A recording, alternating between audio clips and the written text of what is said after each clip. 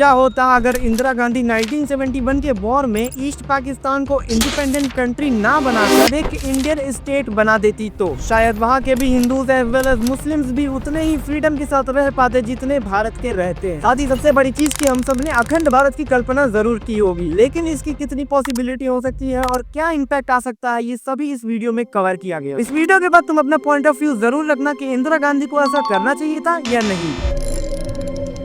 जैसा कि हम सब जानते हैं कि पाकिस्तान अपने जन्म से ही दो भागों में बटा हुआ है, ईस्ट और वेस्ट पाकिस्तान, जिसकी कैपिटल उस समय कराची थी। यानी इनमें से मेन पार्ट वेस्ट पाकिस्तान को ही माना जाता था। लेकिन 1970s के टाइम में वेस्ट पाकिस्तान की आर्मी ने ईस्ट पाकिस्तान पे अटैक कर दी। बिकॉज ऑफ दिस की वहाँ के एक फेमस लीडर शेख मुजीबुर रहमान पाकिस्तान के पीएम इलेक्शन में अपनी पार्टी आवामी लीग को मेजोरिटी सीट्स लाके देते। अब जो पाकिस्तानी आर्मी का अटैक था वो कुछ ऐसा था कि वो लोग पॉलिटिकल लीडर और आम जनता की हत्या के साथ महिलाओं का रेप बहुत ज्यादा संख्या में किया करते, जिस कारण पूरा ईस्ट पाकिस्तान नर्क बन चुका। और उसी समय वहाँ की जनता बॉर्डर क्रॉस करके इंडिया में भागने की कोशिश कर रही। साथ ही ये जनता इंडियन गवर्नमेंट से मदद मांग रहे हैं, क्योंकि इंडिया अपनी सबसे लॉन्गेस्ट बॉर्डर बांग्लादेश के साथ शेयर करता है, तो इसको कंट्रोल करना बहुत मुश्किल था। जिनकी हेल्प में इंडियन गवर्नमेंट एक बैटल लड़ी against Pakistan under the government of Indira Gandhi, जिससे ईस्ट पाकिस्तान को आजादी मिली और उसका नाम बांग्लादेश पड़ा। लेकिन फिर भी अगर तुम करंट अफेयर्स देखते होगे तो तुम्हें पता होगा कि इंडिया बांग्लादेश के रिलेशंस उतने अच्छे नहीं हैं जितने इस इवेंट के बाद होने चाहिए। जिन सबको देख के हमें इन सभी पॉसिबल सिनेरियोस की जानकारी होनी चाहिए कि क्या होता अगर इंदिरा गांधी ईस्ट पाकिस्तान को एज अ इंडियन स्टेट का प्रस्ताव देती। तो जो सिनेरियो शुरू हो जाता है अगर बांग्लादेश इस ऑफर को एक्सेप्ट कर लेता तो। जिसके बाद हमारा सबसे पहला पॉइंट बनता है पॉलिटिकल इम्पैक्ट। ईस्ट पाकिस्तान का भारत में जुड़ने के बाद उसका नाम बंगा प्रदेश या कुछ ऐसा ही रखा जाता, जिसको काउंट करने के बाद इंडिया आज 29 स्टेट के साथ 8 यूटी को होल्ड करता। और ईस्ट पाकिस्तान के फेमस लीडर शेख मुजीबुर रहमान इस टेरिटरी के चीफ मिनिस्टर भी बन सकते थे, या फिर उन्हें एक एमएलए ही बना दिया जाता, जिसका आज हमें एक पॉजिटिव हिस्ट्री जरूर देखने को मिलता कि उनका और उनके फैमिली मेंबर्स का असैसिनेशन कभी नहीं देखने को मिलता, जैसा एक्चुअल हिस्ट्री में 15 अगस्त 1945 को देखने को मिलता, जो कि बांग्लादेश के आर्मी मेंबर्स द्वारा ही कमिट किया गया था। लेकिन इस ज्वाइनिंग से हमें कुछ कम्युनल टेंशंस भी देखने को मिलते, क्योंकि ईस्ट पाकिस्तान एक मुस्लिम मेजोरिटी देश था, जिसके अंदर कुछ लोग एंटी इंडिया वाले माइंडसेट के साथ एग्जिस्ट करते थे, जो लॉन्ग टर्म गवर्नेंस प्रॉब्लम बन जाते। जैसे एग्जांपल से समझो कि कश्मीर इंडिया को ज्वाइन करने के बाद भी लॉन्ग टर्म तक काफी प्रॉब्लम्स को फेस किया। सेम एज यहाँ पर भी कुछ ईस्ट पाकिस्तानीज रिवोल्ट जरूर करते against the joining of India, जिन सबको कंट्रोल करने के लिए इंडिया को प्रेसिडेंट रूल लगाना पड़ता। साथ ही वहाँ के एडमिनिस्ट्रेटिव और इकोनॉमिक चैलेंजेस को भी इंडियन गवर्नमेंट को ही फेस करना पड़ता। जैसे इंडियन गवर्नमेंट को इंफ्रास्ट्रक्चर, लैंग्वेज बैरियर और फ्लड मैनेजमेंट पे काफी बाधाएं आती, क्योंकि दोस्तों उस समय ईस्ट पाकिस्तान में कोई भी बड़ा डैम नहीं था, जबकि वहाँ ब्रह्मपुत्र, गंगेज और मेघना जैसी मोस्ट प्रोमिनेंट रिवर्स बहती हैं, जिस कारण ईस्ट पाकिस्तान का सालाना 20 से 30% हिस्सा प्रभावित होता है। और इन्हीं सब मुद्दों के कारण इंडिया को हैवी इकोनॉमिक चैलेंजेस फेस करने पड़ते। लेकिन इन सब के अलावा हमें कुछ फायदा भी होता, जैसे इंडिया के चिकन स्नैक कहे जाने वाले सिलीगुड़ी कॉरिडोर का टेंशन खत्म हो जाता। वो खतरा खत्म हो जाता जो वॉर स्ट्रेटेजिस्ट चाइना के पर्सपेक्टिव से सोचे है। इस पॉइंट को ब्लॉक करके हम पूरा अरुणाचल प्रदेश कैप्चर कर लेंगे। साथ ही इस ज्वाइनिंग के कुछ साल बाद ही गवर्नमेंट इंडिया बांग्लादेश बॉर्डर को रिमूव कर देती, जिससे आने वाले समय में गवर्नमेंट बहुत पैसा बचाती। जैसे मिनिस्ट्री ऑफ होम अफेयर्स के हिसाब से हमें पता चलता है कि इंडिया लास्ट 5 इयर्स में 1138 करोड़ स्पेंड की है बॉर्डर मेंटेनेंस। साथ ही अगर इन कंट्रीज की ज्वाइनिंग हो गई होती तो हिंदूज के डिस्क्रिमिनेशन वाले इतने केसेस तो नहीं देखने को मिलते, जैसा 2024 में शेख हसीना की गवर्नमेंट गिरने के बाद वहाँ हिंदूज के होम्स, बिजनेस और टेम्पल्स पे अटैक किया गया। इनफैक्ट फरीदपुर, पुलना और किशोरगंज जैसे डिस्ट्रिक्ट्स में भी दुर्गा पूजा फेस्टिवल के दौरान कॉन्फ्लिक्ट देखने को मिला था। लेकिन तो उस समय इंदिरा गांधी ने ऐसा कोई प्रस्ताव नहीं रखा, सिर्फ इंसानियत के लिए ईस्ट पाकिस्तान को बांग्लादेश लिबरेशन वॉर लड़के बांग्लादेश बना दिया। इनफैक्ट मैं अपने हर प्राइम मिनिस्टर और इंडियन मिलिट्री को रिस्पेक्ट करता हूँ, क्योंकि इन लोगों ने हमेशा ह्यूमैनिटी के लिए ही वॉर लड़ा, कभी टेरिटरी कैप्चर या हेट फैलाने के लिए नहीं लड़ा। वैसे अगर 2024 में चाइना इंडिया पे इन्वेड कर दे तो क्या होगा, जहाँ क्लिक करो बताता हूँ। जय हिंद, जय भारत।